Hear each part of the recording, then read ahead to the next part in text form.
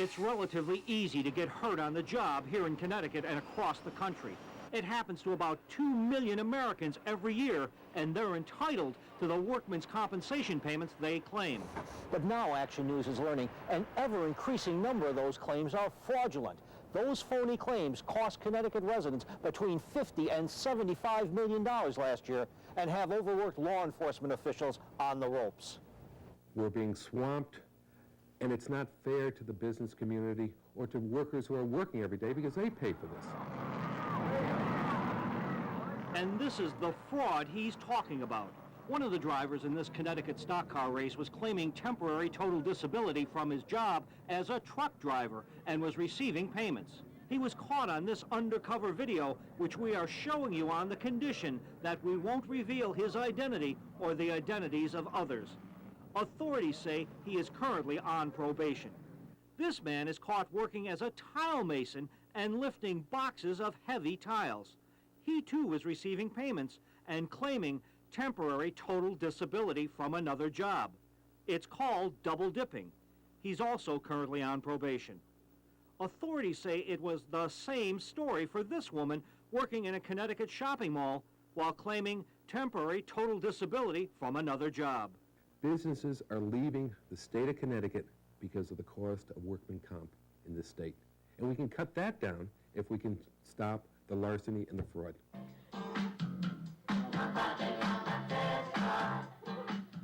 Tomorrow, you can judge if this man should be claiming workman's compensation. John Pauly, Action News 8.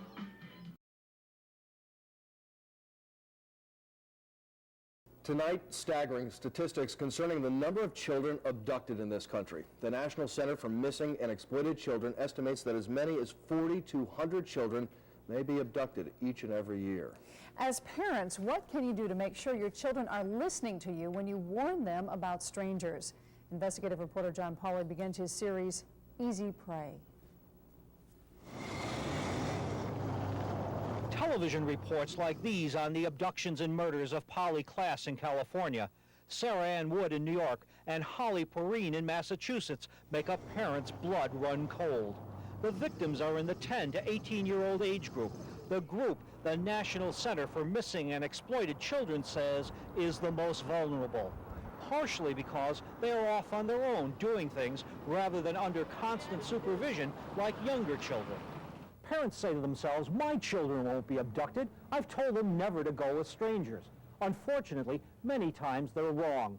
Working with the full cooperation of parents who wanted to know if their teenagers were heeding their stranger danger warnings, and without the knowledge of the kids, Action News went undercover to see if older children could be lured by a stranger. It was easier than anyone ever thought possible. These two teenage girls have just left a Hamden video store and are about to be approached by a member of our staff who just as easily could be a kidnapper. And I'm trying to take pictures of kids, you know, after school activities and stuff. And I wonder if you guys wouldn't mind if I took your picture.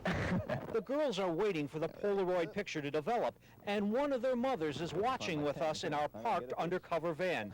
The other mother is in a nearby store. Now our stranger makes his pitch to see if the girls will leave with him. Would you mind if you just come over to my car? I'm going to get my other camera because I need a black and white. That's a color. And away they go as a horrified parent watches. I'm kind of shook up.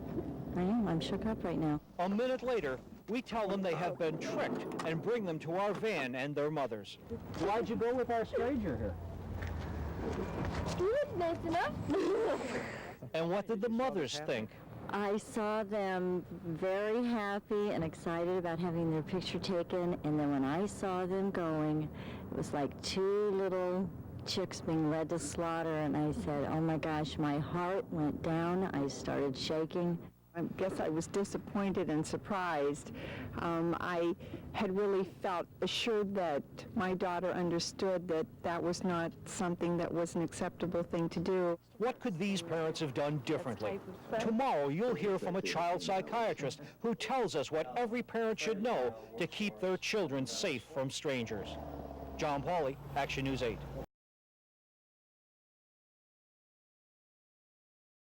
Good evening, I'm Al Terzi. I'm Ann Nyberg. How would you like it if your hard-earned taxpayer dollars were being used for the pickup and disposal of somebody else's trash? Well, I think we know the answer, but that's happening in at least one Connecticut town, and authorities say it could be a statewide problem. Investigative reporter John Pauly tonight has the exclusive story. It's shortly after dawn and just another day of residential trash collecting in East Haven. No one pays much attention to it as long as the garbage is gone when they get up. That's the problem. Without anyone watching the trash haulers here in East Haven or any other town in Connecticut, the system is open to abuse that could cost taxpayers thousands, perhaps millions of dollars across the state. To highlight the problem, Action News Investigations followed one trash hauling company in East Haven and elsewhere. We think what we found will shock you. What you're looking at now is a Wtnh Carting Company crew picking up residential trash in East Haven last month under the terms of a 3-year contract. When the crew is done, they're supposed to take the town's garbage to the Bridgeport Trash-to-Energy station, have it weighed and burned. But when the town collection is finished this day, the truck doesn't hop onto I-95 and head for Bridgeport. Instead, it drives into New Haven for a round of private commercial trash stops. It was the same story the next week as we watched the same truck make a dozen private stops in New Haven after leaving East Haven. As we looked on with our hidden camera, Wtnh Carting made private stops at a furrier on Chapel Street, a shipping center on Howard Avenue, a dermatology clinic on George Street, an auto body shop on Orchard Street, and restaurants off Whaley Avenue, to name just a few. An official at the Connecticut Resources Recovery Authority says when the private pickups were delivered along with East Haven's residential garbage, the driver said the entire 9.78-ton load came from East Haven. That means the town of East Haven was billed the $68.50 per ton dump fee for the private collections. Today, we showed our undercover video to an attorney for Wtnh Carting Company. It is not the company's policy to violate any laws of the state of Connecticut. We have just been shown these films.